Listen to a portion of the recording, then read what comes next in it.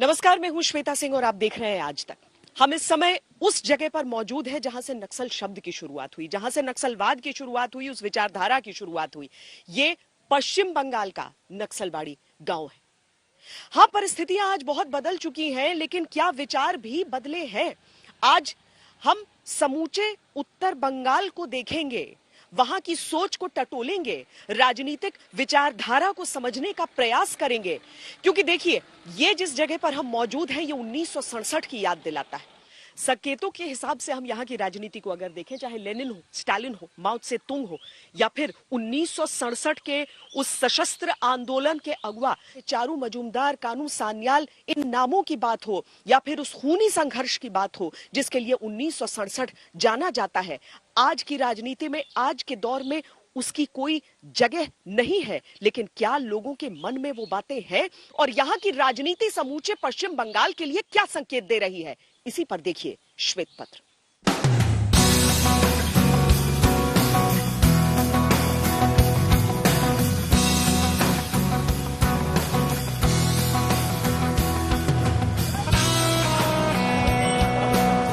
उत्तर बंगाल के व्यापारिक केंद्र कहे जाने वाले सिलीगुड़ी से करीब 25 किलोमीटर के फासले पर एक रास्ता कटता है जो आपको नक्सलबाड़ी तक ले जाता है। कहने को यहाँ की आबादी मुश्किल से 1,500-2 हजार होगी, लेकिन यहाँ से निकली नक्सलवाद की विचारधारा से देश के कई राज्य रक्त रंजित हैं। अभी चुनावों की बेला है। सशस्त्र क्रांति की धरती पर लोकतंत्र के वोट उत्सव की उमंग। यहाँ पर इलेक्शन जब होगा, वोट देंगे, तो क्या सोच के आप लोगों को क्या बेहतर चाहिए? क्या चाहिए? हम लोगों का सरकार मजबूत चाहिए, पहला बात। गरीब आदमी को मतलब जो सुविधा मिलना चाहिए वो एकदम आवश्यक जरूरी है हम लोगों के लिए। यहाँ पर थोड़ा परिवेश थोड़ा अच्छा होना चाहिए। बाल बच्चा लोग आस्था चलेगा, कोई काम दाम उसको मिलना चाहिए। काम मिलना चाहिए।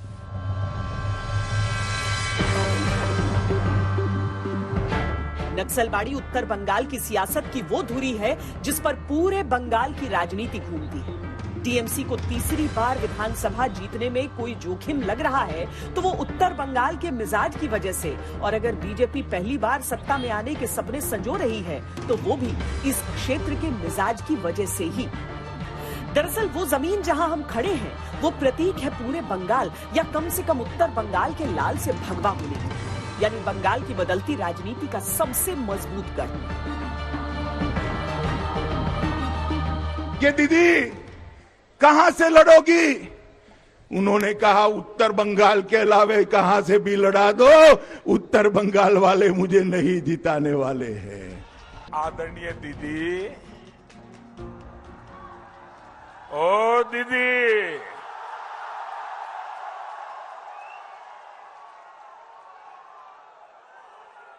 अरे दीदी, हम तो मामूली इंसान हैं और ईश्वर की आज्ञा से, ईश्वर के आशीर्वाद से देश सेवा में लगे हैं। और मीटिंग করে ভাষণ দেয় আর বলে দিদি দিদি ব্যাঙাচি জানেন তো? ব্যাঙাচি, ব্যাঙের বাচ্চাকে বলি ব্যাঙাচি, আর ওরা দেয় ভাঙাচি ভ্যাঙাচি, মানে আমাকে ভ্যাঙাচ্ছে। नक्सलबाड़ी, या कहे कि माटीगाड़ा नक्सलबाड़ी, उत्तर बंगाल की 54 विधानसभा सीटों में से एक है। बीजेपी ने बंगाल विजय का जो रोड मैप तैयार किया है उसमें माटीगाड़ा नक्सलबाड़ी समेत ये 54 सीटें बहुत महत्वपूर्ण हैं। वजह है 2019 के लोकसभा चुनाव। उत्तर बंगाल की 8 लोकसभा सीटों में से 7 बीजेपी ने जीती थी। टीएमसी को 2011 और 2016 दोनों विधानसभा चुनावों में यहां बड़ी कामयाबी कभी नहीं मिली। हम आज ये जानने निकले हैं कि नक्सलवाद को जन्म देने वाली नक्सलबाड़ी के युवाओं की सोच आज क्या है। नक्सलवाद तो यहां से खत्म हुआ, पर विकास कितना हुआ? नक्सलबाड़ी के मुद्दे क्या हैं? नक्सलबाड़ी के मन में क्या है? कैसे आएगा अपना टाइम? अपना टाइम आएगा। अपना टाइम कैसे आएगा? नक्सलबाड़ी ने 70 के दशक में लोकतंत्र की जगह बंदूक तंत्र के जरिए सत्ता और सामाजिक न्याय का नारा गढ़ा था। चुनावों के 5वें चरण में यहाँ वोट डाले जाने हैं। कितनी बदली है यहाँ की विचारधारा और कितनी बदली है यहाँ की प्राथमिकताएं, चुनावों के आईने में वो आज सब दिखाएंगे। जिस भूमि ने वाम के विचारों को खुलकर स्वीकारा था, वहां पर बदलाव की वजह क्या रही? नक्सलबाड़ी में जिस आंदोलन की शुरुआत हुई थी, वहां से लेकर 2021 तक के सफर में क्या क्या हुआ है, ये समझना भी आवश्यक है।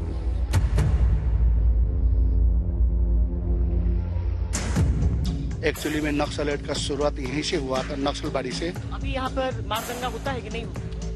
अभी तो यहाँ पर खुरीबाड़ी नक्सलबाड़ी में तो नहीं हुआ है। शांति है ना सर? तो यहाँ पर सब ठीक ठाक लगता है? ठीक ठाक, बढ़िया शांति है। शांति है। नक्सलबाड़ी में और इस इलाके में कोई दिक्कत नहीं? कोई दिक्कत नहीं, सब बढ़िया चल रहा है, सब अच्छा चल रहा है। ये हमारे जल, जंगल और जमीन की लड़ाई है।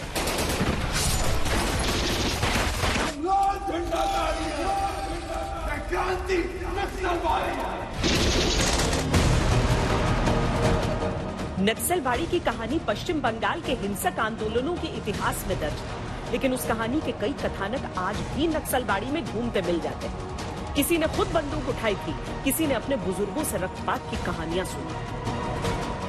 जब वो आंदोलन हुआ था, उस समय आप लोग उसका हिस्सा थे? हाँ, हिस्सा। क्या हुआ था उस रोज? उस टाइम में हम लोग अपना जमीन लेके ही लड़ाई, जमीन भाग लेने ही के लिए लड़ाई। हाँ, जोरदार के ही हम लोग को जबत कमा माँ बाप जबत जमत के क्या है, उनके आधा भाग ले लो और किसान को मार दो, ये हम लोग को हिम्मत था। और बंदूक से हम लोग को दिखाया ना, वो लोग बंदूक छीन लो, ये बात हम लोग को था। ये जो पूरा एरिया है, इसमें अब शांति रहती है? जी, हम बहुत शांति हैं जब से हमारा यहाँ दीदी है। हाँ, हमारा इधर अभी पूरी शांति है। अभी जैसे कि पहले था एक जमाने में नक्सलवाद, यहाँ पे यहाँ पर नहीं है, बिल्कुल नहीं है, मतलब कि अभी भी है लेकिन उतना पावर नहीं है। हालात बदले हैं नक्सलबाड़ी के, ये वहाँ के लोगों से बात करने पर पता चलता है। एक इशारा राजनीतिक बेचैनी से भी मिलता है। बदलाव बहुत तरह का होगा। लोगों के अंदर में एक जागृति जो हुई थी, उसी जागृति के एक नया उभार, ये उभार लाने की कोशिश, ये इसमें हमारी वामपंथी पार्टियां ये लगे हुए हैं, हम भी हैं। तो उनके साथ हम समझते हैं कि आगे जाकर इसी लड़ाई को आगे बढ़ाने के लिए पूरी जो वामपंथी ताकतें हैं, इनको एक साथ आना है और उसी को लेकर हमको बढ़ना है। अभिजीत मजूमदार नक्सल आंदोलन के जनक चारू मजूमदार के बेटे हैं। चारू ने बंदूक के साथ जमीन और जंगल की क्रांति की थी। बदले हालात में कम्युनिस्ट विचारधारा का झंडा अब अभिजीत ने संभाल रखा है। वो जो नक्सलबाड़ी की आंदोलन रही, वो सिर्फ लोगों के चिंतन में आप जितना चाहे डाल दे कि वो सिर्फ आर्म स्ट्रगल रहा तो बंदूक लेके लोग घूमते थे, ऐसी बात नहीं है। उसके साथ से जन आंदोलन की जो उभार रही और उसी जन आंदोलन को पकड़ के इतने सालों तक लेफ्ट का रेजिम रहा। 1967 में किसानों और जमींदारों के बीच सत्ता और जमीन के संघर्ष में दोनों वर्ग के कई लोग मारे गए। भारतीय कम्युनिस्ट पार्टी ऑफ इंडिया के नेता चारू मजूमदार चीन के माओ से प्रभावित थे और कानू सान्याल के साथ मिलकर जिस विचारधारा को उन्होंने जन्म दिया, वो नक्सलवाद कहलाई। ये विचारधारा थी जमींदारों की हत्या और जमीन पर कब्जे की। इनकी टीम में जंगल संथाल नाम के एक आदिवासी थे, जो जमींदारों के सर एक विशेष तरह से काटने के स्पेशलिस्ट बने, जिसका अब तक नक्सली अनुसरण करते हैं। सीपीआई पर बाद में प्रतिबंध लगा तो नक्सली नेता सीपीआई एमएल का हिस्सा हो गए। नक्सलबाड़ी की सशस्त्र क्रांति विफल रही। बाद में इसके शीर्षस्थ नेताओं में से कुछ ने अवसाद के चलते आत्महत्या की, कुछ ने अपनी नीतियों पर दुखी होते होते दुनिया छोड़ दी। लेकिन ये विचारधारा बंगाल समेत देश के कई राज्यों के नौजवानों को क्रांति के तौर पर जोड़ती गई। नक्सलबाड़ी वाला उत्तर बंगाल बीते 50 सालों में बदला तो बहुत। नक्सलवाद का भी यहाँ कोई चिन्ह बाकी नहीं, लेकिन कम्युनिस्ट पार्टियों के साथ युवा जुड़े और बंगाल पर कम्युनिस्टों ने जो 34 साल शासन किया, उसमें इस छोटी सी जगह ने शक्ति केंद्र का काम किया था।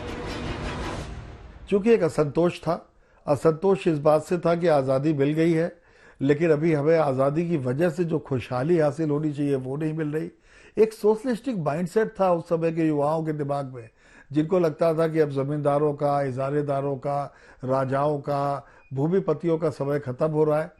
और उन लोगों ने एक संघर्ष की, उनके मन में एक चेतना थी जिसे चारू मजूमदार और कारू सान्याल जैसे लोगों ने जिसको हवा दे दी।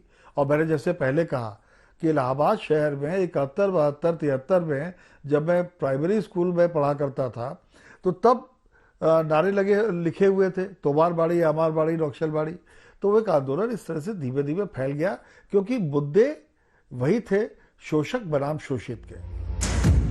2011 में टीएमसी ने कम्युनिस्टों से सत्ता तो छीन ली, लेकिन ममता की भारी लहर होने के बावजूद उत्तर बंगाल की 54 सीटों में उन्हें सिर्फ 16 सीटें मिली। 2016 के चुनावों में जब ममता ने 2011 सीटें जीती, तब भी उत्तर बंगाल से सिर्फ 26 सीटों पर ही जीत हासिल हुई। कम्युनिस्टों के गढ़ उत्तर बंगाल में टीएमसी भी अपना दम नहीं दिखा पाई। यहाँ की हवा इस बार क्या इशारा कर रही है? टीएमसी को बंगाल जीतने के लिए उत्तर बंगाल में कम से कम अपने 2016 के इतिहास को तो दोहराना ही होगा। लेफ्ट कांग्रेस को भी अपने अस्तित्व की सबसे बड़ी लड़ाई यहीं से जीतनी होगी, क्योंकि आंकड़े चुनौतियां सामने रख रहे हैं। 2019 के लोकसभा चुनावों में बीजेपी ने यहां की 8 में से 7 लोकसभा सीटें जीत ली थी। लोकसभा सीटों के अंतर्गत 54 विधानसभा क्षेत्र आते हैं, उनमें टीएमसी को 12 विधानसभा क्षेत्रों में बढ़त थी, बीजेपी को 34 पर। इस बार प्रधानमंत्री मोदी से लेकर अमित शाह, नड्डा से लेकर पूरी बंगाल बीजेपी इकाई ने यहाँ पूरा जोर लगा दिया। मुद्दा तो अनएम्प्लॉयमेंट मेन, और जो अभी 30-20 दाम इंक्रीज हुआ है, दवाई से मेडिसिन प्रत्येक महीना 2-5 रुपए बढ़ जाता है। विकास कुछ नहीं हुआ है, ना रास्ता हुआ है, ना कॉलेज हुआ, ना अस्पताल हुआ है। अस्पताल में कुछ नहीं है, दवाई पानी। यही मुद्दा रहेगा कि जो भी आएगा हम लोगों के आने वाला भविष्य अच्छा हो, और जो आने वाला यूथ है, यूथ के लिए, काम के लिए बहुत परेशान है। राजनीति में विचारों के 2 छोर होते हैं, लेफ्ट और राइट। और नक्सलवाड़ी जिस तरीके से वामपंथ और दक्षिण पंथ के बीच एक लंबा सफर तय कर चुका है, वो अपने आप में बहुत सारे संकेत देता है। दरअसल जब भी कोई आंदोलन होता है, जैसे यहाँ पर एक सशस्त्र आंदोलन हुआ, हिंसात्मक आंदोलन हुआ, लोगों को उनकी जमीन दिलानी थी, सामाजिक न्याय के लिए यह आंदोलन था, लेकिन क्या सचमुच में लोगों को वो अधिकार मिला, या फिर राजनीति ज्यादा हुई?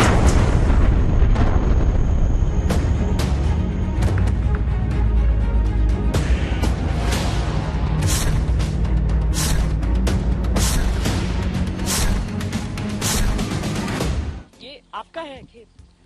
हमारा नहीं, दूसरे का है। दूसरे का है, तो आप इस पे काम करते हैं? यहाँ काम करते हैं। इसकी मजदूरी मिलती है? मिलते हैं। तो आपका घर जो है वो आपका अपना जमीन? हमारा घर, हाँ। जमीन अपना है? नहीं है, अपना जमीन नहीं है। नहीं। आपको मन करता है कि आपकी अपनी जमीन हो, अपनी जमीन पर खेती, अपनी जमीन पर? वो भी तो चाहिए, अपना होने से और भी बढ़िया होगा, अपना से करने से और भी ज्यादा फल आ सकेगा फसल। यहाँ जो आंदोलन हुआ था वो तो अपनी जमीन के लिए किया गया था, लेकिन उसके बाद किसी को मिली अपनी जमीन, या गरीबी है यहाँ पर बहुत? अभी कहाँ मिला, नहीं गरीबी है ज्यादा।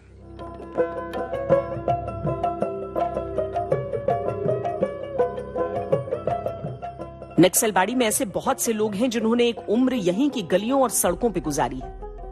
हिंसक आंदोलन के बाद क्या हुआ, कितने अधिकार मिले, कितनी सुविधाएं मिली, कितनी जमीन, कितने मकान मिले, इस पर बात करने पर एक और नई तस्वीर दिखती। जब कांग्रेस के जब था यहाँ पर, उस समय पंचायत हम लोग का कांग्रेस था, तो हमें बोला कि हाफ घर आया। हाफ घर आया तो हम बोला कि हाफ घर किस चीज का आया? सरकार क्या बोला कि ऊपर में टीन लगा दो और नीचे खुला रखो।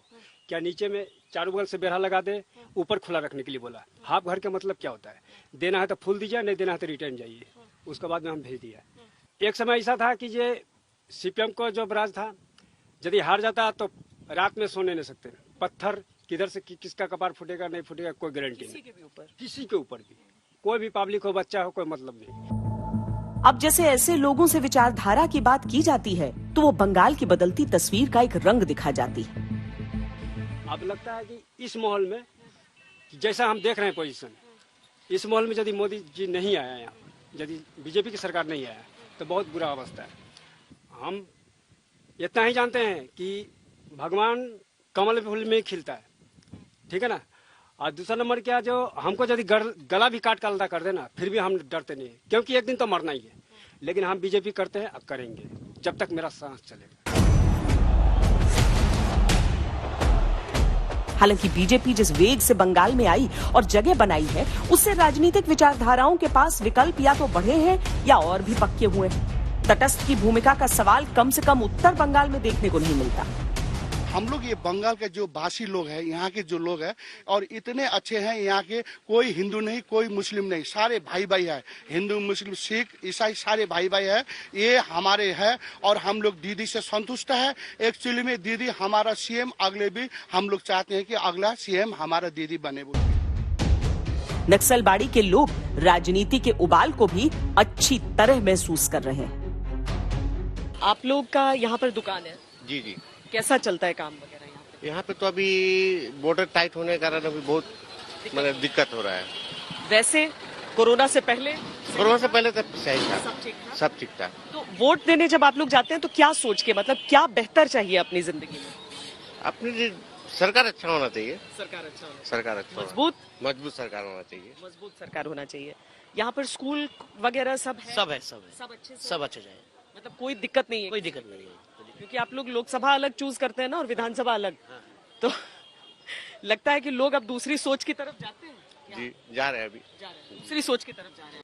2019 लोकसभा चुनावों में पश्चिम बंगाल प्रचार के लिए जब प्रधानमंत्री नरेंद्र मोदी पहुंचे तो सिलीगुड़ी ही पहुंचे थे, और तब से लेकर अब तक लोग यहां पर उस समय पहुंची भीड़ की कहानियां सुनाते हैं, बखान करते हैं। विधानसभा चुनावों में क्या वही मैजिक दोहराया जाएगा जो कि लोकसभा चुनावों के उस दौरान था जब प्रधानमंत्री नरेंद्र मोदी का अपना चेहरा ही सामने था? भारतीय जनता पार्टी दांव लगा रही है प्रधानमंत्री नरेंद्र मोदी के ही नाम पर, और बीजेपी इस समूचे क्षेत्र में यानी नॉर्थ बंगाल में प्रचार में अपना सब कुछ झोंक रही है।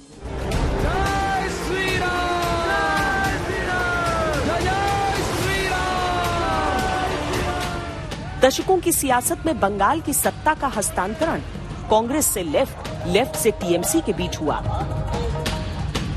उत्तर बंगाल भी खूब बदला, लेकिन पीढ़ियों के बाद भी यहाँ विधानसभा स्तर पर कम से कम कांग्रेस टीएमसी का वर्चस्व कायम रहा।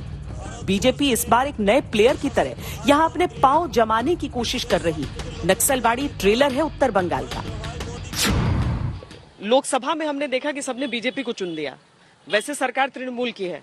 आप लोगों के लिए यहाँ पर सब ठीक ठाक है? हाँ ठीक ही है, ठीक है, यहाँ ठीक है। हाँ। ममता बनर्जी उत्तर बंगाल की राजनीति और बीजेपी के बढ़ते असर को अच्छी तरह समझ रही हैं। उन्हें ये भी पता है कि बीजेपी अगर 2 लोकसभा सीट से 18 पर आ गई है तो इस क्षेत्र ने उसे बड़ी ताकत दी। उन्होंने चुनावी घोषणा से कुछ दिनों पहले उत्तर बंगाल की जनता से सीधा संवाद किया था। इस संवाद में टीएमसी की कमजोर हालत की टीस प्रमुखता से शामिल थी। আপনাদের এখান থেকে দেখুন উত্তরবঙ্গে একটা সিটও তৃণমূল পায়নি পার্লামেন্টে, পেয়েছে একটাও। কি অপরাধ ছিল আমাদের, কি অন্যায় করেছিলাম আমরা? একটা সিটও আমরা পাইনি, সব বিজেপি নিয়ে চলে গেল। ममता बनर्जी की अपील या कहें कि जनता से सवाल यह बताता है कि उत्तर बंगाल की पूरे बंगाल की राजनीति में क्या अहमियत है। यहाँ का खेल दिलचस्प इसीलिए है क्योंकि ये अहमियत बीजेपी को भी अच्छी तरह पता चल चुकी है।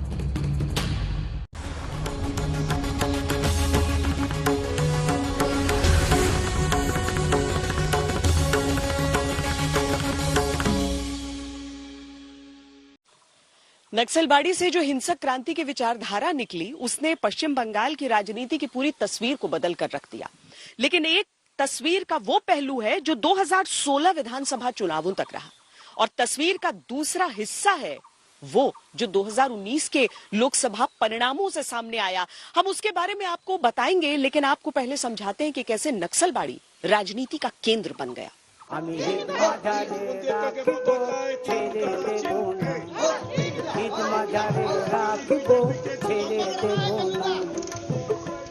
लाल झंडे और लाल विचारधारा की राजनीति समय के साथ पूरे बंगाल में भले कमजोर हुई हो, लेकिन नक्सलबाड़ी में अब भी मिलती है। लाल झंडों की भीड़ में वो लोग भी मिलते हैं जिन्होंने कभी 1967 में एक हाथ में लाल झंडा, एक हाथ में बंदूक थामी। आंदोलन छेड़ा था, उसमें हम लोग पूरा पार्टिसिपेट किए थे। तो ये मुख्य था, ये था कि यहाँ पहले जमींदार का राज था, जमींदार का शासन व्यवस्था था। तो वो जमींदार के खिलाफ यहाँ का किसान लोग ने ये आवाज उठाया था कि जो खेती में जमीन चाष करता है कि जमीन का मालिक वो होगा। इस आवाज पर, जमीन दखल का आवाज पर यहाँ का तराई का किसान एकजुट होकर के पूरा जुलूस, मीटिंग वगैरह ये सब करता है। बात में ये उठाया कि जमींदार के हाथ में समूचा जमीन रहेगा, ये बात तो हम लोग मान नहीं सकता है कि किसान का अंदर में जमीन बंटवारा कर दो। तो जमीन बंटवारा भी हुआ और किसान का जो फसल जो जमींदार का गोला में जाके मौजूद था उसको भी निकाल करके किसानों को अंदर में बंटवारा किया था। जबकि इस आंदोलन और आगे बढ़ने लगा, सब किसान एक आवाज में जब जमायत होने लगा तो जमींदार लोग इकट्ठा होकर वो लोग बंदूक चलाने लगा। तो किसान लोग लेकिन उसको ऊपर में आक्रमण कर बंदूक भी छीन के ले लिया। समझ गए ना? तो वो बंदूक ये सोचा कि वो लोग हम लोग को आक्रमण करता है, तो घरेलू हथियार, तीर धंधों का से लेके किसान जमींदार के ऊपर में आक्रमण किया है। तो बहुत ऐसा ये इलाका जो है ना, इसमें आपको धोरिया 60 साल में 3-4 महीना मुक्त अंचल हो गया था। ये क्षेत्र यहाँ कोई पुलिस मिलिट्री ढुकने नहीं पाता था, सब किसान का हाथ में सब कुछ माने दखल ही हो गया था। तो पीछे मिलिट्री ये सब अगर आके माने इस किसान आंदोलन को लोग दमन पे खत्म किया। कितने लोग की जान गई थी उस टाइम? उस टाइम में बहुत आदमी, अभी मैंने जल्दबाजी से तो बोलने चाहिए, बहुत किया था इसमें। खेमू सिंह उन बातों को जब आज बताते हैं तो मारे गए लोगों के आंकड़ों की बहस को आगे नहीं ले जाना चाहते। वैसे सीटों का गुणा भाग और जय पराजय के समीकरण कम से कम विधानसभा चुनावों में तो अभी तक लाल रंग की मौजूदगी को नक्सलबाड़ी समेत पूरे उत्तर बंगाल में स्वीकारते हैं। टीएमसी एक दशक की सत्ता में पूरी जगह बना नहीं पाई। बीजेपी इस बार सत्ता परिवर्तन का दरवाजा उत्तर बंगाल से खोलना चाहती है। दीदी, हमने सुना है फुटबॉल में एक होता है ओन गोल। आप चुनाव के मैदान में सेल्फ गोल कर चुकी है। कि माँ बहन हमारा एक पाँव में चोट है, लेकिन हम आपको 2 पाँव का भरोसा करके आता है। आपका 2 पाँव मेरे के लिए 3 पाँव है। इसी के लिए आप लोगों को मेरे को बहुत बहुत प्रणाम, सलाम, नमस्कार, जय गोरखा सब करती हूँ। तो क्या बॉल खेले? पाए चोट है तो क्या है, हाथ में मरे? तो ठीक है, आप लोग बोलो खेला होवे। उत्तर बंगाल की जनता से जब हमने बात की तो एक बात सामने आई कि वो धीरे धीरे खुलते हैं और एक मुस्कुराहट के साथ अपने मन की झलक दे जाते हैं। खेला या परिवर्तन? खेला नहीं होगा, परिवर्तन नहीं हो जाएगा। खेला नहीं होगा, खेला परिवर्तन हो जाएगा, खेला का तो मारपीट हो जाएगा। अच्छा, शांति चाहिए, शांति, देश के शांति चाहिए, शांति चाहिए। एमए करो, क्या करना है आगे? आगे तो कुछ नहीं सोचा, पिताजी का बिजनेस करना है। अच्छा, वैसे यहाँ नौकरी ढूंढने से मिल जाएगी? नहीं मिलता है। नहीं मिलेगी।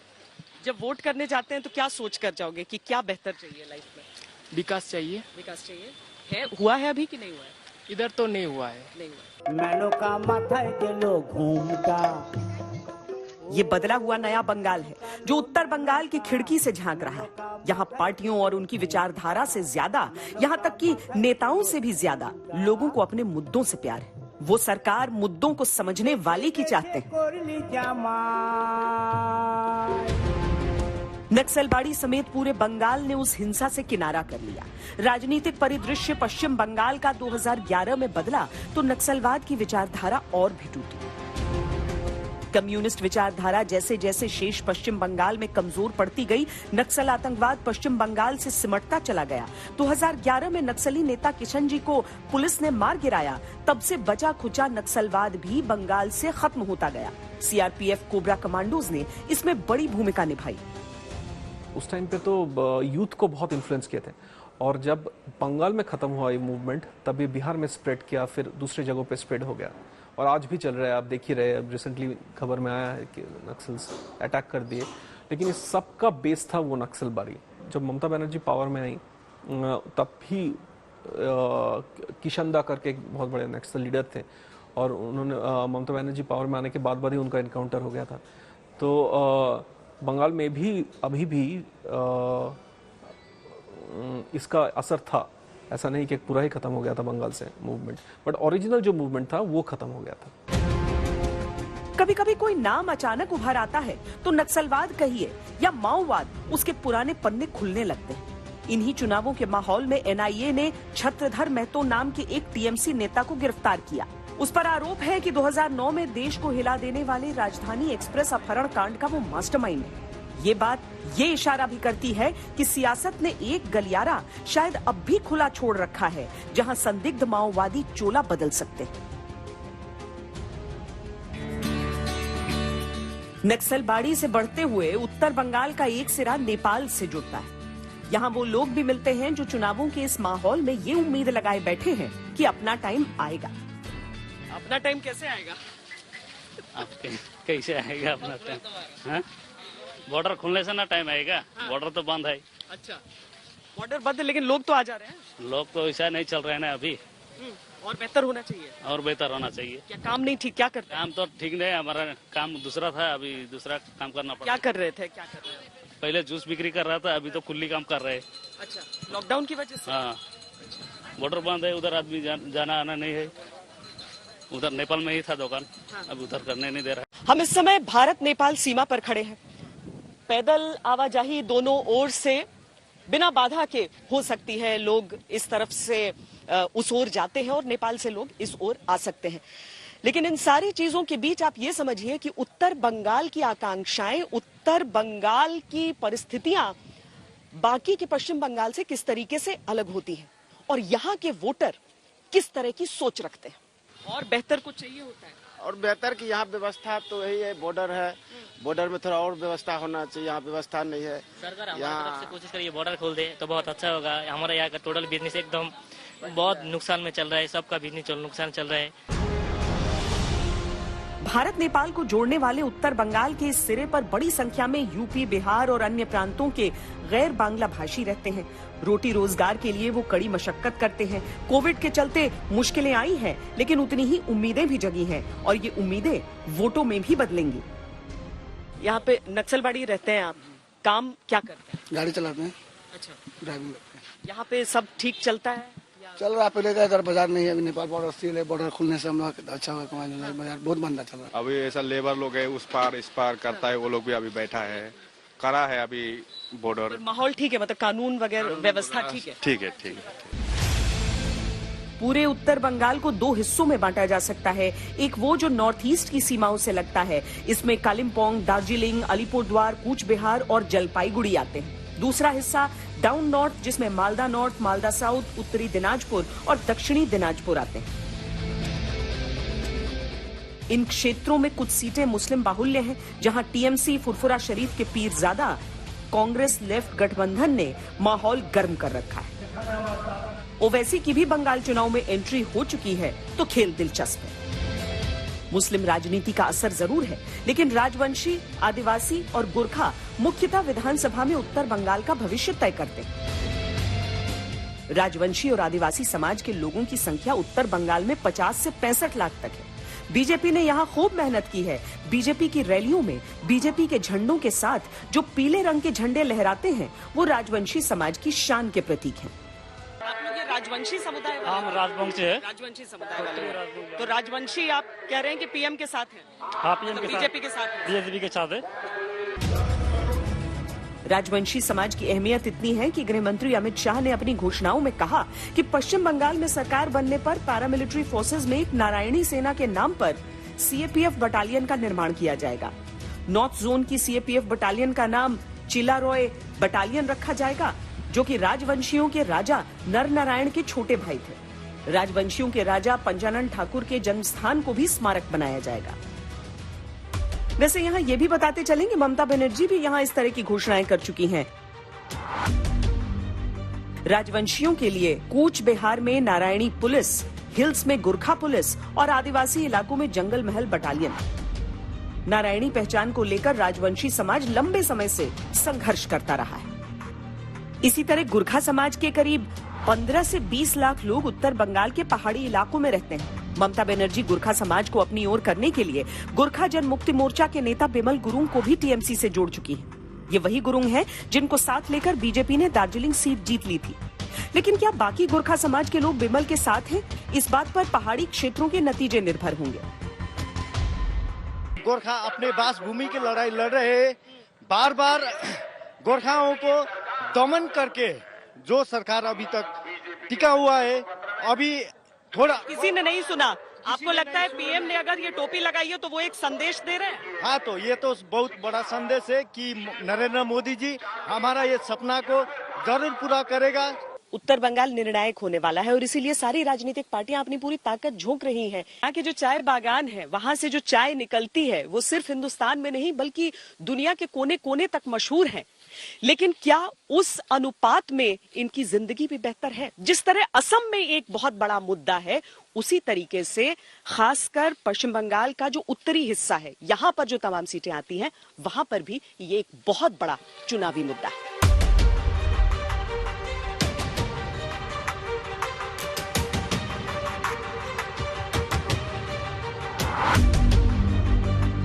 पश्चिम बंगाल की सत्ता का रास्ता जब उत्तर बंगाल के जनमत की ओर मुड़ता है तो उसे चाय बागानों से होकर भी गुजरना पड़ता है।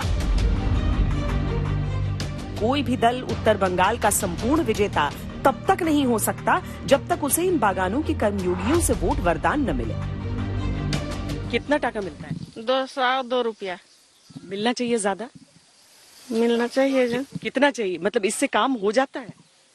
अभी तो थोड़ा दिन से मिला है। हाँ। पहले कितना मिलता था? 175। कब से मिलना शुरू हुआ है 202? कितना दिन होते? 1 महीने से। 1 महीने से 202। हाँ। और आपको उम्मीद है कि और ज्यादा मिलेगा? सब नेता कह रहे हैं मिलेगा। मिलेगा क्या? मिलेगा। इनकी मजदूरी और जिंदगी की जरूरतों की हरियाली आज से नहीं दशकों से मुद्दा है, लेकिन थोड़ा थोड़ा करके जो मिलता है वो हर बार यही एहसास करा जाता है कि अब भी चादर पैरों के लिए कम पड़ रही है। 1 महीना से पैसा बढ़ के मिल रहा है? हाँ। और बढ़ना चाहिए? हाँ, तो बढ़ना चाहिए, लेकिन इतना पैसा में तो हम लोग का भी तो परिवार चलाने के लिए मुश्किल होता है ना। हाँ। तो सब कह रहे हैं नेता लोग कि बढ़ेगा, आपको लगता है बढ़ जाएगा? बढ़ाने से तो बढ़ेगा ना, नहीं बढ़ाने से तो नहीं बढ़ेगा। विश्वास होता है? विश्वास है ना। उत्तर बंगाल के जलपाईगुड़ी में 300 से ज्यादा छोटे बड़े बागानों में करीब 8 लाख मजदूर काम करते हैं। इनमें अधिकतर आदिवासी समाज से होते हैं। करीब 12 सीटों पर इनका वोट शेयर किसी भी प्रत्याशी के लिए वीटो पावर की तरह काम कर सकता है। टीएमसी बीजेपी दोनों के लिए ये चाय मजदूर जरूरी है। विचारों की दो कभी न मिलने वाली पटरियों के बीच झूलते हुए अपने जीवन के सफर को कुछ और बेहतर करने के लिए लोगों की किस तरह की आकांक्षाएं हैं, वो बातें आपने सुनी। श्वेत पत्र में आज के लिए इतना ही। कैमरा पर्सन सैयद मोहसिन के साथ मुझे दीजिए इजाजत। देश और दुनिया की बाकी खबरों के लिए आप देखते रहिए आज तक।